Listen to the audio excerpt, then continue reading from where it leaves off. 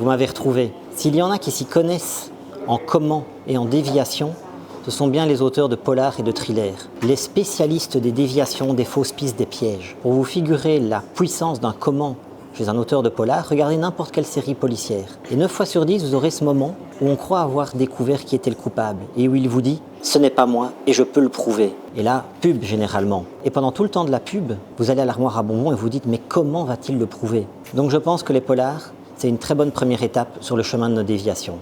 Des polars. Des polars. C'est pas de la littérature, des polars. Vos déviations, elles prennent un très mauvais départ. C'est effectivement un genre souvent critiqué, qu'on qualifie de secondaire, qu'on appelle des romans de gare. Mais avouez que dès qu'on a commencé un polar, on est pris.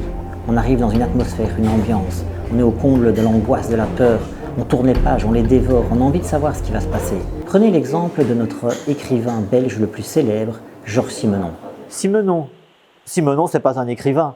Il faisait des fautes de français, il changeait le nom de ses personnages, il écrivait ses livres en moins de 7 jours. Simenon, ce n'est pas un écrivain, je suis désolé. Et pourtant, nous avons tous lu Simenon. Simenon, c'est qui? C'est le commissaire Maigret. Sa pipe, son chapeau, le poil brûlant au quai des Orfèvres. Ah oui, vous pensiez que j'étais habillé comme ça pour le plaisir. Les Simenon, ce sont des romans très courts, chargés émotionnellement, très intenses.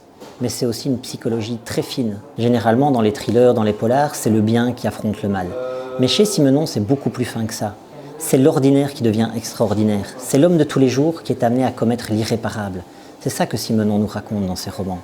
Et il ne le raconte pas différemment, par exemple, dans L'Homme de Londres. Au moment même, on les prend pour des heures comme les autres. Et après coup seulement, on s'aperçoit que c'était des heures exceptionnelles. On s'acharne à en reconstituer le fil perdu, à en remettre bout à bout les minutes éparses. C'est ce qui nous dit, d'entrée de jeu, comment l'ordinaire va devenir extraordinaire. C'est ça Simenon, c'est ça les polars, je vous invite à les découvrir. Et je vous dis à très bientôt, quelque part ailleurs peut-être. Et en attendant, n'hésitez pas à vous perdre.